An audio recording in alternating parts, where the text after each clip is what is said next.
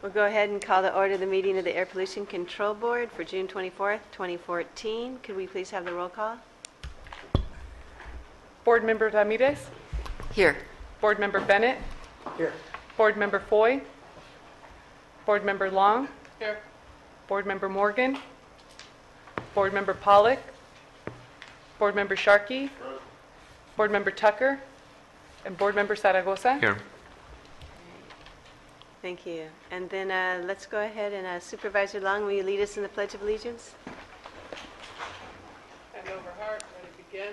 I pledge allegiance to the flag of the United States of America and to the republic for which it stands, one nation, under God, indivisible, with liberty and justice for all. Thank you. And now we'll go on to our motion for the minutes of the meeting of June 10th. So moved. Second. Motion and a second. Seeing no objection, we'll go ahead and deem those approved unanimously.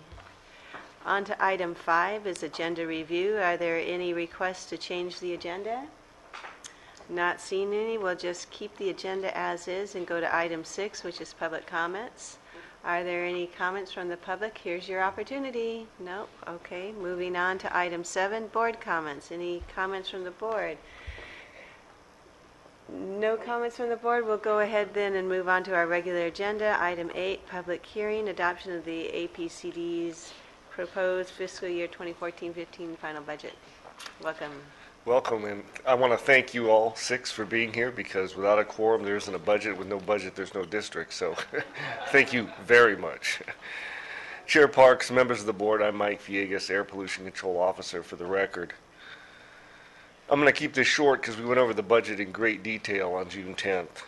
Excluding $300,000 for contingency, the district is expecting a net cost of $269,000. However, the proposed budget includes very conservative estimates for revenue, especially revenue from fines and penalties. At this time, we're budgeting only $108,000 from fines and penalties, whereas in the past 5 years, we've actually never dropped below $165,000 in revenue from fines and penalties. Further, we're currently we're going to be going into negotiations on a significant notice of violation with the Title V facility. So in the upcoming fiscal year, there could be substantially higher income from fines and penalties, which should reduce the district's net cost well below $200,000. And we also have the potential for some salary savings. May I ask, Yes, Madam certainly. Chair? We're all interested in money. Could you, did I understand you to say that you're anticipating a significant increase in penalties because of a particular installation? Yes. Can you discuss what that is, or is that under wraps? It's going to be public information. It's the Regional Sanitation District. They've had some issues with their flare in the Oxnard area at those landfills. Okay, thank you. And I think from our last meeting, you said those become discretionary funds, correct? Yes, they do. They go straight to the district's operating budget. And could they also be used for mitigation, or I mean not specific mitigation, but can we use them for other things besides just operating?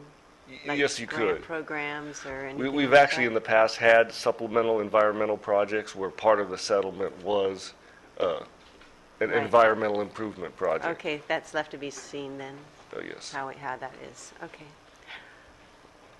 Looking at the expenditure side, we're up about $223,000 from the current fiscal year. This is almost entirely driven by an increase in services and supplies for professional services. We're anticipating up to $225,000 in money going to the San Joaquin Unified Air Pollution Control District to assist us with permitting for a proposed power plant here in Ventura County. But this would be offset from revenue, which I'll cover in a few seconds. Also, our costs for fixed assets are up due to the fact that we're replacing obsolete monitoring and computer equipment. The one place where we do have some savings is on the salaries and employee benefits, and this is because of reductions in the employer contribution to the retirement program. This is partially caused by the fact that now employees are making a larger contribution. Revenues are expected to increase by approximately $95,000. This is mainly due to about $225,000 in anticipated revenue from permitting of a power plant here in Ventura County. And as you can tell, this will be a significant project for the district. That increase is being partially offset by a reduction in our federal grant, low interest earnings, and some reduction in emission renewal fees that we receive here at the district. Once again, we only have one increment request. We have up to $25,000 available for a motor vehicle emission reduction type project, and at this time we're already receiving interest from the Ventura County Office of Education on electric vehicle infrastructure and many other parties, so it most likely will go in that direction. In closing, the district's budget for fiscal year 2014-15 shows us appropriations will exceed revenue. However, the fund balance is more than adequate to cover this net cost. Also, your board standing committee reviewed this budget in detail at their April meeting and recommended adoption.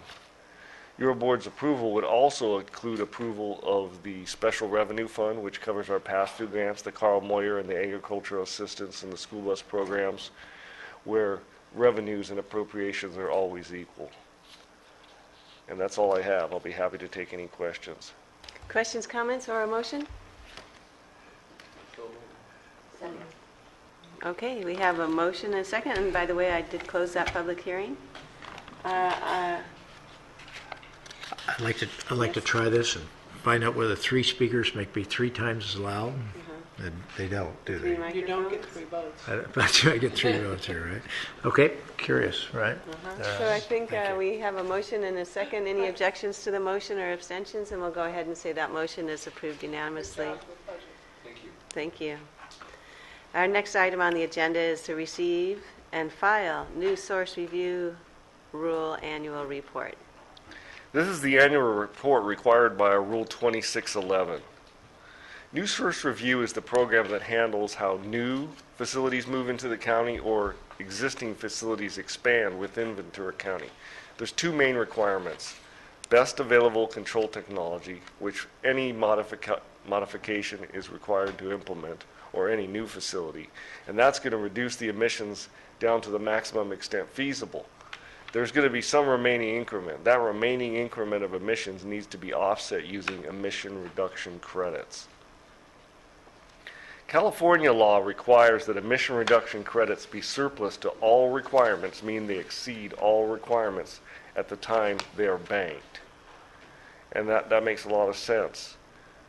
And that's how our program has been set up in California. However, recently, the feds at US EPA made a determination under the Federal Clean Air Act that they believe emission reduction credits need to be surplus to all requirements at the time they're used. And when you think about that situation the federal policy sets up, it makes you uncertain of exactly what the balance in the bank is until you actually propose to utilize those credits. And it just adds regulatory uncertainty. That's instead of with the permit, it goes with the when it gets used. Is that, what are the two? One's use and how we've been doing it? One has to be surplus to all requirements at the time it's banked. It goes into our bank. It could sit there for several years. I see. Or a decade. Now, what EPA says is we like to run that surplus when they're going to use them a decade later, Oh, okay. which means you really don't know what the value in the bank is, Right. which leads to regulatory uncertainty. Because of that, several California districts came up with an equivalency program that we implement here through our Rule 2611. And what we do is we make a showing that our rule is as stringent and actually more stringent than the federal program in respect to offsetting. And if we make that showing, which we have again this year, then sources are not subject to that requirement to utilize credits that are surplus at the time of use. And this only applies to federal facilities, so this would be major new sources and major modifications, over 25 tons per year, in essence. That's all I have.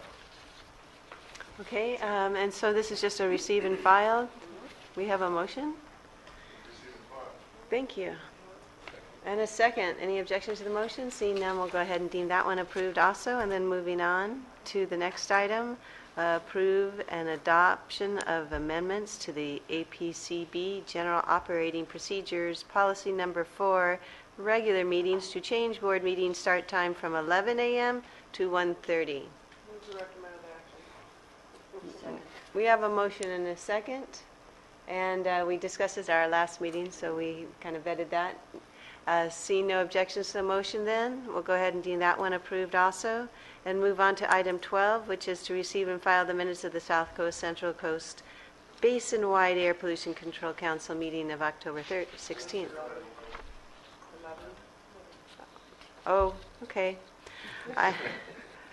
Before we do that, let's do item 11, which is, I almost got it perfect, approval of the council of July 8th and August 12th meeting. We have a motion and a second. See no objections. And that special meeting also. And schedule that special meeting July 15th. Madam Chair, I will certainly support this, but I will be absent on the 15th. On that conference. Okay. For the record. Thank you for that. Motion and a second. Seeing no objections or abstentions, and that motion is approved unanimously. And now all I said before, which is receive and file the South Coast Air Basin minutes. Motion?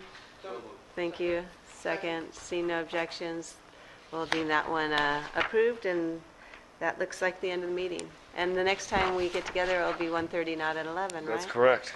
All right. See what you guys look like in the afternoon.